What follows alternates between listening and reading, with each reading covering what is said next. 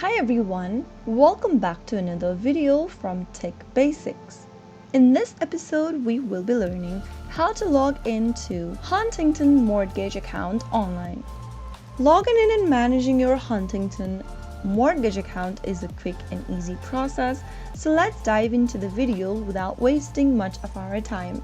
First things first, you'll first need to open a web browser. Now in the URL box, type in huntington.com and press enter on your keyboard, which will then end you up in the huntington.com website.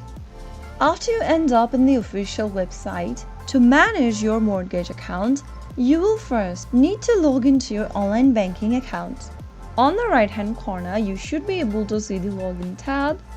Select your account type from the options and enter your login credential for your online banking account. Type in your correct username for your Huntington Bank account and go to the next field and type in your correct password.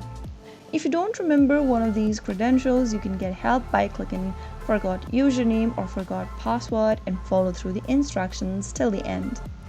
After filling in both of your credentials, click on Login, and that should be able to help you log in to Huntington Mortgage account online.